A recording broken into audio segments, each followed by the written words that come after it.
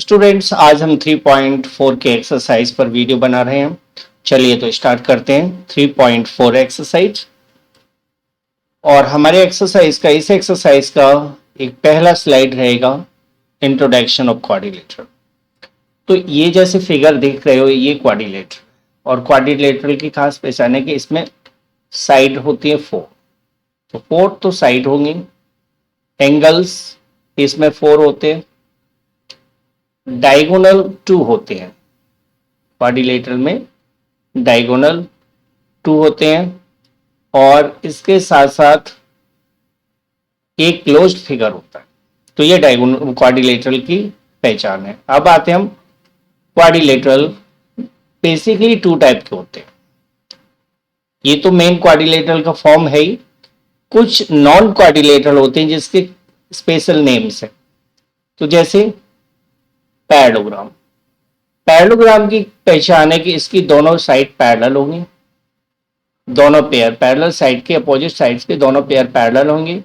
इसकी opposite side equal होंगी, opposite side parallel, opposite side equal, opposite angles equal, diagonals bisect each other.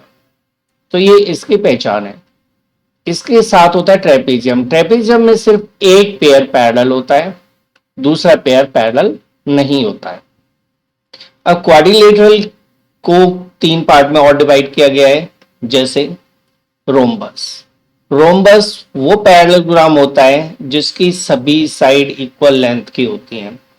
ये already parallelogram तो है ही, लेकिन इसकी सभी साइड इक्वल और हो जाती हैं। तो आपसे पूछा जाए क्या रोम्बस पैरेललोग्राम है, तो आंसर है yes, rhombus is a parallelogram. ऐसे ही एक रेक्टेंगल, रेक्टेंगल भी एक पैरेललोग्राम है, बस इसमें खास डिफरेंस है, इसके सभी एंगल 90 के होते हैं और इसके डायगोनल इक्वल होते हैं। रेक्टेंगल के डायगोनल इक्वल होंगे और सभी एंगल 90 के होंगे। अपोजिट साइड इक्वल होती हैं, अपोजिट साइड पैरेलल होती है। ये तो पैरेललोग्राम है इसलिए होंगी ही। अब आते हैं हम स्क्वायर पर। स्क्वायर एक यूनिवर्सल, एक परफेक्ट क्वाड्रिलेटरल है। Perfect quadrilateral means square rectangle होता है, स्क्वायर रोम्बस होता है, स्क्वायर पैरेललोग्राम होता है, स्क्वायर क्वाड्रिलेटरल होता है, स्क्वायर ट्रेपेजियम होता है। तो स्क्वायर सब कुछ होता है, ठीक है। इसकी पहचान ये है कि इसकी ऑल द 4 साइड इक्वल होती हैं, सभी एंगल 90 के होते हैं, दोनों डायगोनल इक्वल होते हैं और डायगोनल एक दूसरे को बाइसेक्ट करते हैं। देखिए डायगोनल बाइसेक्ट किस किस के करते हैं, रोम्बस के और स्क्वायर के। राइट एंगल पर डायगोनल इक्वल किसके होते हैं, तो रेक्टेंगल और स्क्वायर के डायगोनल इक्वल होते हैं। बाकी पैरेललोग्राम, रोम्बस, स्क्वायर और रेक्टेंगल, इन सभी के डायगोनल एक दूसरे को बाइसेक्ट करते हैं। अब आते हैं हम क्वेश्चन पर। पहला क्वेश्चन है स्टेट वेदर ट्रू और फॉल्स। हमें बताना है कि जो स्टेटमेंट्स दिए गए हैं ये स्टेटमेंट ट्रू है या फॉल्स है। जैसे पहला स्टेटमेंट है ऑल रेक्टेंगल्स आर स्क्वायर। मैंने क्या कहा था आपसे कि सभी स्क्वायर्स रेक्टेंगल हो सकते हैं, बट सभी रेक्टेंगल्स स्क्वायर नहीं हो सकते। जैसे मैंने एक रेक्टेंगल बनाया, तो क्या ये रेक्टेंगल स्क्वायर है? नहीं है, क्योंकि इसकी सभी साइड इक्वल नहीं है। तो इससे मीनिंग है कि सभी रेक्टेंगल स्क्वायर नहीं होते, राइट। तो ये जो स्टेटमेंट है ये false statement. Okay, next, all rhombus are parallelogram. Rhombus parallelogram होता है, तो रोम्बस पैरेललोग्राम का ही एक पार्ट है। तो हम कहेंगे रोम्बस पैरेललोग्राम होता है क्योंकि इसका एडवांस वर्जन है। तो ये हो जाएगा स्टेटमेंट ट्रू, क्योंकि पैरेललोग्राम वो रोम्बस में सभी फीचर्स, सभी जो उसकी क्वालिटीज होती हैं वो पैरेललोग्राम की होती है, उससे एक्स्ट्रा होती हैं। अब आते हैं all squares are rhombus and also rectangles. तो ये भी सही है क्योंकि मैंने अभी आपको बोला था कि स्क्वायर तो सब कुछ होता है। स्क्वायर रोम्बस क्यों है? क्योंकि रोम्बस की सभी साइड इक्वल होती हैं, तो वो तो स्क्वायर में भी होती हैं। स्क्वायर रेक्टेंगल क्यों? कि स्क्वायर के सभी एंगल 90 के होते हैं ना, तो रेक्टेंगल के भी होते हैं। तो इसका मतलब हुआ ये ट्रू है।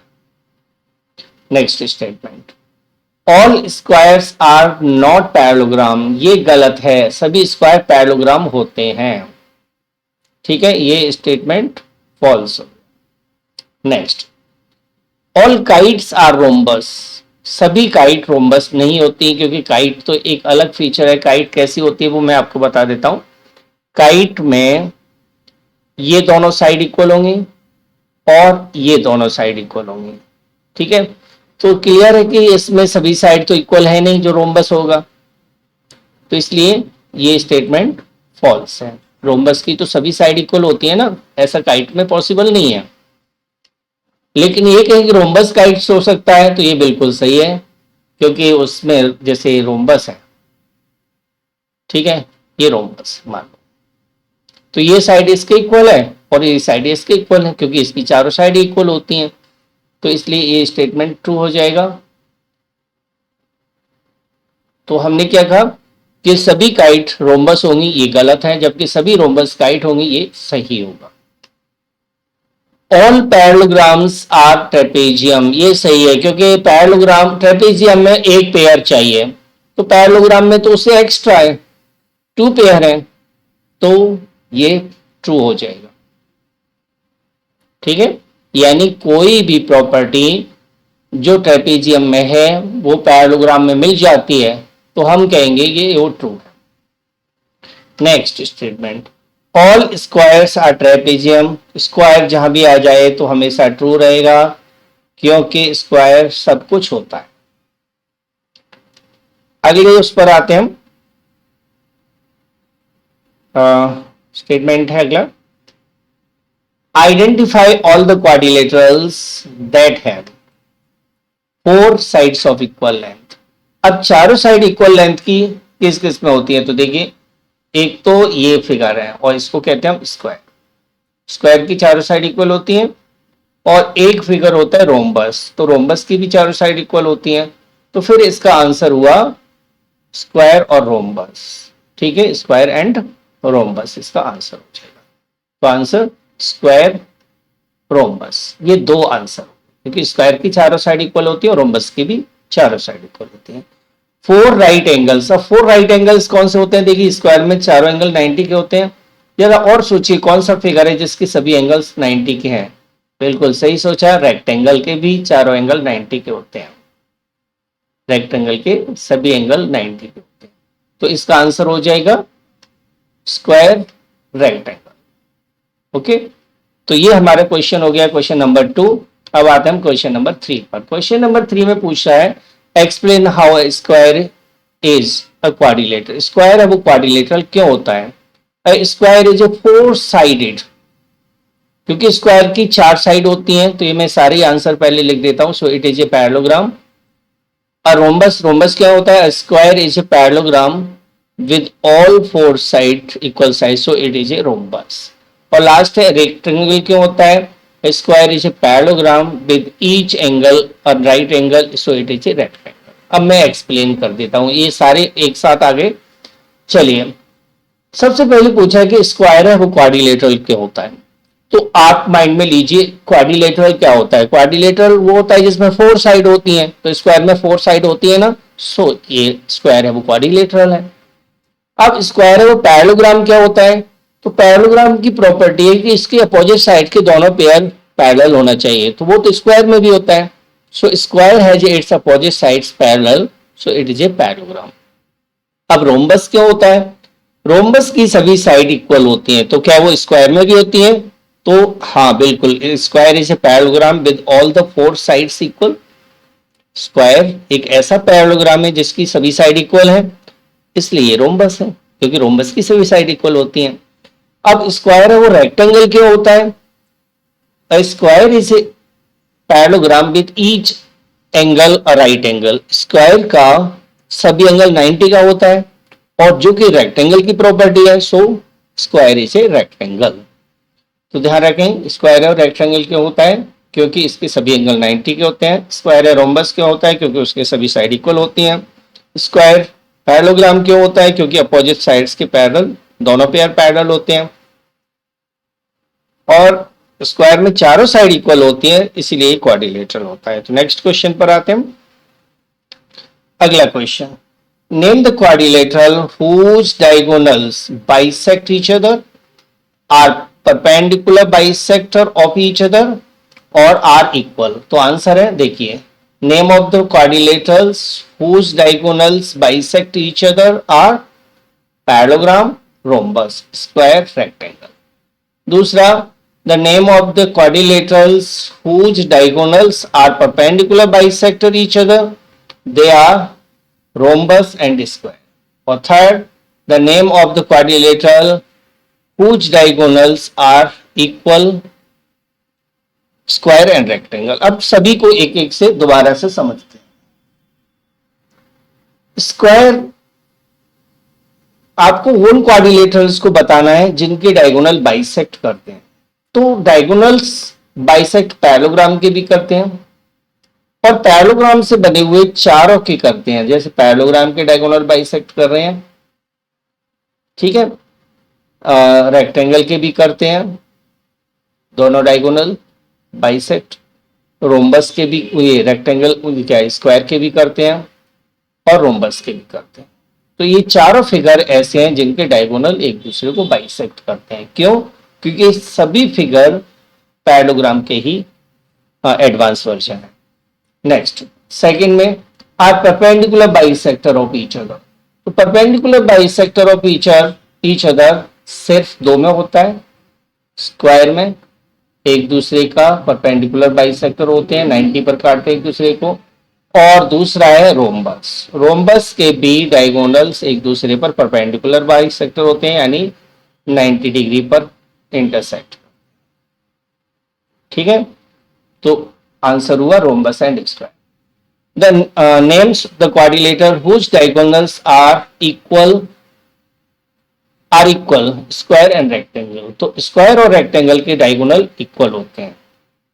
ठीक है, स्क्वायर और रेक्टेंगल के, तो ये स्क्वायर है जिसके डायगोनल इक्वल होते हैं और ये रेक्टेंगल है जिसके डायगोनल इक्वल होते हैं। क्योंकि इनके हर एक एंगल 90 का होता है ना, इसलिए इनके डायगोनल्स इक्वल होते हैं। ओके, तो ये था आपका क्वेश्चन नंबर 4। अब आते हैं question number 5। Question number 5, question number 5 में आपको पूछा गया है, एक्सप्लेन व्हाई अ रेक्टेंगल और कॉन्वेक्स क्वाड्रिलेटरल। रेक्टेंगल है वो कॉन्वेक्स क्वाड्रिलेटरल क्या है, क्यों है? तो देखिए, रेक्टेंगल, ये जो फिगर है रेक्टेंगल है।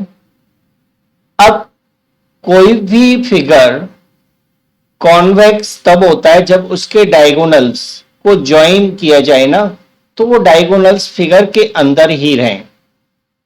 तो इसके दोनों डायगोनल इस फिगर के अंदर ही है, यानी रेक्टेंगल के अंदर है। तो इसलिए हम कहेंगे a rectangle is a convex quadrilateral because both of its diagonals lie wholly in its interior। तो इसके डायगोनल पूरी तरह से इसके इंटीरियर में होते हैं। तो इसलिए हम कहेंगे कि रेक्टेंगल एक कॉन्वेक्स क्वाड्रिलेटरल है। ठीक है, इसके दोनों डायगोनल इसके इंटीरियर में है, इसलिए कॉन्वेक्स क्वाड्रिलेटरल है। Next, ABC is a right triangle and O is the midpoint of the opposite side to the right angle. Explain why O is equidistant from A, B and C. The dotted line are drawn additionally to help you. तो देखिए, ये figure है, इसमें जो AD, CD और OD दिए हैं ना, ये एडिशनली ड्रॉ की गई हैं, इस तरह से ड्रॉ की गई हैं कि ये फिगर रेक्टेंगल बन जाए। ठीक है, अब देखिए, इसमें हमें पूछा क्या है, हमें प्रूफ करना है कि AO, BO और CO इक्वल है, यानी O पॉइंट है वो A से, B से और C से इक्वल डिस्टेंस पर है। तो कैसे हम सॉल्यूशन करेंगे? देखिए, सबसे पहले हम BO को D तक प्रोड्यूस करेंगे इस तरह से कि BO OD के इक्वल हो। तो BO को D तक प्रोड्यूस किया इस तरह से कि ये दोनों इक्वल है। उसके बाद AD और CD को मिला दिया, AD को और CD को मिला दिया, जैसे ये हमारे पास फिगर है। मैं आपको अलग से भी कंस्ट्रक्ट करके बता देता हूं। तो इस लाइन को इस तरह से बढ़ाना है आपको आगे कि ये दोनों बराबर हो जाए। उसके बाद इन दोनों पॉइंट को मिला दिया, जैसे इस फिगर में देख रहे हो आप। ठीक है, आगे देखते हैं हम प्रूफ। अब हमें प्रूफ क्या करना है, ए ओ इक्वल, अब प्रूफ देखिए आप, ए ओ ओ सी के इक्वल है ना, A O equal O C, it's means O A C का मिड पॉइंट है, ओ ए सी का मिड पॉइंट हुआ, क्योंकि जब भी जैसे कोई भी लाइन सेगमेंट है, यदि बीच में कोई पॉइंट इस तरह से आ जाता है, जैसे ए बी नाम दे देता हूं, कि ये दोनों पार्ट इक्वल हैं, तो हम इस पॉइंट को ए बी का मिड पॉइंट कहेंगे, यानी पी ए बी का मिड पॉइंट हो गया। तो इसी तरह से ओ ए और ओ सी बराबर है ना, तो इसलिए हम कहेंगे कि ओ ए सी का मिड पॉइंट है। ऐसे ही बी ओ और ओ डी इक्वल है, बी ओ और ओ डी इक्वल है, जो कंस्ट्रक्शन करके हमने बनाया, तो it's means O mid point हुआ बी डी का, ओ भी तो बी डी का मिड पॉइंट हो गया। जब ओ बी डी का मिड पॉइंट है और ओ ए सी का भी मिड पॉइंट है, it's means A B C D जो क्वाड्रिलेटरल है, इसके डायगोनल बाइसेक्ट कर रहे हैं ओ पॉइंट पर। क्यों? क्योंकि ओ ए सी का भी मिड पॉइंट है, ओ बी डी का भी मिड पॉइंट, यानी दो लाइन इस तरह से एक दूसरे को काटती हैं कि ये दोनों पार्ट बराबर हो जाते हैं, तो उस केस में हम कहते हैं कि ये दोनों लाइन एक दूसरे को बाइसेक्ट कर रही है। ठीक है, ऐसा ही इस फिगर में हो रहा है। आगे देखते हैं क्वाड्रिलेटरल एबीसीडी जे पैरेललोग्राम, जब ये दोनों बाइसेक्ट कर रहे हैं, क्योंकि डायगोनल जिस फिगर के बाइसेक्ट करते हैं उसे हम पैरेललोग्राम कहते हैं। ठीक है, एनी क्वाड्रिलेटरल जिसके डायगोनल एक दूसरे को बाइसेक्ट करते हैं ना, उस फिगर का नाम होता है पैरेललोग्राम। अब किसी भी पैरेललोग्राम का वन एंगल 90 का हो जाए तो वो रेक्टेंगल बन जाता है। ठीक है, नाउ एबीसी 90 का है, एबीसी एंगल 90 का ही हमें दिया हुआ है कि एबीसी 90 का एंगल है, राइट एंगल एट ओ लिखा, वो राइट एंगल है ना, right angle triangle and O is the, ठीक है। एबीसीडी इज ए रेक्टेंगल, क्योंकि ए बी सी यानी कि बी एंगल 90 का है, इसलिए एबीसीडी रेक्टेंगल हुआ। अब रेक्टेंगल के डायगोनल इक्वल होते हैं। ठीक है, since the diagonals of rectangle bisect each other, therefore bisect करते हैं, तो O is the mid point of AC, but AC और BD तो इक्वल है, AC BD के इक्वल है, it's means diagonals of a rectangle are equal.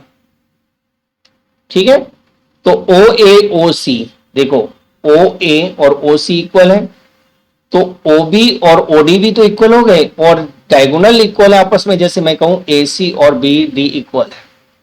ठीक है ना, AC के पार्ट को हम क्या लिखेंगे, AO इक्वल OC, ये तो हाफ ऑफ AC हुआ। ऐसे ही AO इक्वल OC, ये half of BO, BO equal OD, ये हाफ ऑफ BD हुआ। जबकि AC और BD आपस में इक्वल है ना, तो इसलिए AO इक्वल हो जाएगा BO इक्वल हो जाएगा OC, ये तीनों इक्वल। OD को हम लिख नहीं रहे हैं क्योंकि OD की हमें जरूरत नहीं है। तो इस तरह से ये फिगर प्रूफ हो गया, सॉल्व हो गया कि OA, OB और OC तीनों इक्वल है, हैंस प्रूव्ड। ओके, तो इस वीडियो को आपको अपनी कॉपी पर कर लेना है, और यदि वीडियो पसंद आया हो तो please like, share and subscribe जरूर करें। Thanks for watching the video.